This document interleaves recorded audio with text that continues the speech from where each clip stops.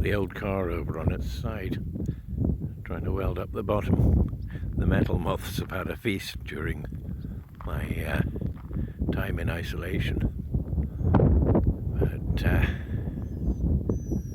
know I keep finding other little things I have to do, and it might not be a viable proposition.